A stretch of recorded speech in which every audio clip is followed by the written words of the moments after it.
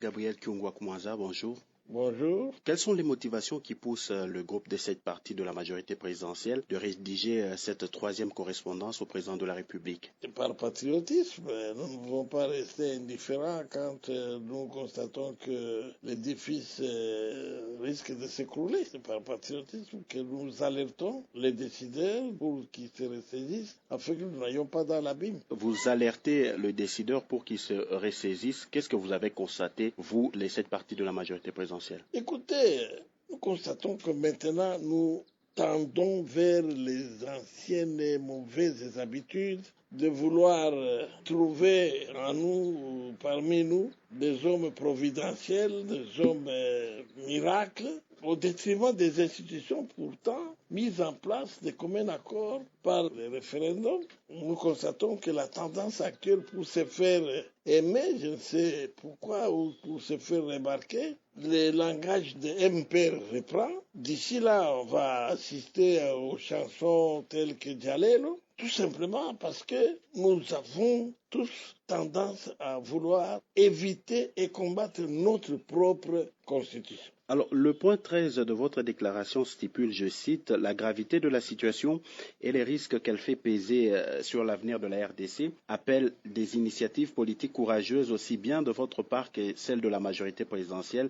Fin de citation. Quelles sont ces initiatives d'après vous? Eh bien, notamment notre lettre que nous adressons non seulement à l'autorité morale de la majorité, mais à tous les membres du comité du bureau politique de la majorité pour nous ressaisir. Dans cette lettre, nous relevons quelques faits qui risquent de faire dérailler les trains.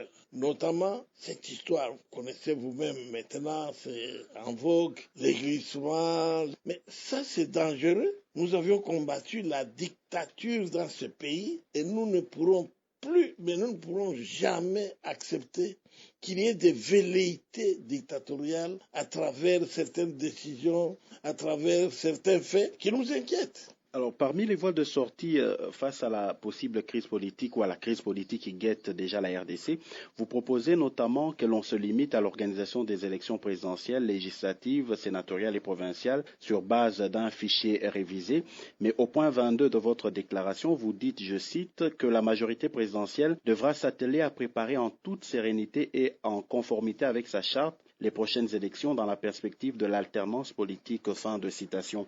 Que sous-entendez-vous? La majorité devrait-elle se trouver un autre candidat en dehors de Joseph Kabila pour 2016? Mais pourquoi pas? Pourquoi ça doit être un tabou que de parler de l'alternance? Et pourtant, c'est consacré dans la Constitution. Mais nous ne pouvons pas chercher à inventer la roue. La Constitution est claire que vous avez 2 mandats, après vous emballez. Il faut maintenant, à ce moment-là, préparer l'alternance, d'autant plus que nous avons fait remarquer dans la lettre que nous, de la majorité, parce que nous sommes dans la majorité, nous pouvons nous ressaisir et organiser ces élections et les gagner, sans chercher des subterfuges, du genre de nous ne sommes pas encore rassasiés de vous, des choses comme ça. Ah non, nous devons tout simplement rester calmes et préparer les élections dans le cadre de la Constitution qui consacre l'alternance. Nous ne pouvons pas voir les choses autrement. C'est de l'aventure. Et donc, au sein de la majorité, il y a beaucoup d'autres candidats potentiels qui peuvent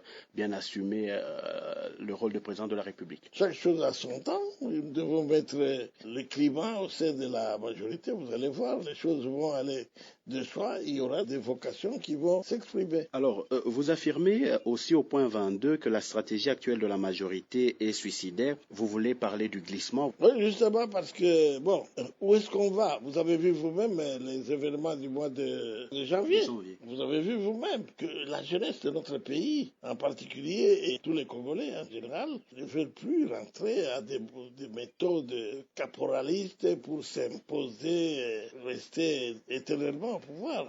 Les gens n'en veulent plus et nous ne voulons pas vivre les cas de Burkina Faso. Nous ne voulons pas des troupes. Voilà pourquoi nous disons préparer l'alternance dans la paix, dans la tranquillité et dans le calme pour connaître les élections apaisées et honnêtes. Gabriel Kyungwa Kumwanza, quelle réponse le chef de l'État a-t-il réservé à vos deux précédentes lettres, puisque celle-ci est la troisième? Est-ce qu'il vous entend? Oui, c'est notre modeste contribution. Le chef de l'État cherche que chacun mette la main à la pâte, c'est-à-dire donne ses idées. Et nous, nos idées, nous les épuisons dans la Constitution et nous donnons notre modeste contribution, telle que demandée par le chef de l'État lui-même, parce que nous avons été consultés pour ça, en rapport avec l'éventuel dialogue. Alors, l'actualité, c'est aussi l'arrêt de la Cour constitutionnelle. Vous n'êtes pas du tout d'accord avec? Nous l'avons dit et nous avons épinglé le danger de la désacralisation de nos institutions. Parce que quand vous créez une histoire comme la Cour constitutionnelle, c'est quelque chose de sacré. Mais alors, quand vous lui imposez des matières qui risquent de rayer cette institution à peine mise en place, nous l'avons constaté et nous l'avons souligné, la décision que la Cour constitutionnelle a prise a énervé la Constitution. Alors pour terminer, ne redoutez-vous pas d'être exclu de la majorité présidentielle? Évitons les procès d'intention. Nous avons fait notre devoir, c'est notre devoir constitutionnel. Nous ne sommes pas des membres du bureau politique pour rigoler, nous sommes membres du bureau politique pour assister, pour aider le chef de la majorité, c'est-à-dire l'autorité morale, à se ressaisir et à garder l'église au milieu du village qu'est la majorité présidentielle. Un dernier mot, comment entrevoyez-vous l'avenir du processus électoral en RDC? Dans notre groupe, nous restons sereins et nous demandons aux uns et aux autres d'éviter, surtout d'extirper de la classe politique les hypocrisies et autres fumisteries en cherchant des mots et des actes qui risquent de tout abîmer. Nous sommes conscients, nous sommes optimistes, les choses se passeront telles que la Constitution l'a prévu. Gabriel Kyungwa Kumwanza, merci. Merci beaucoup, Okapi.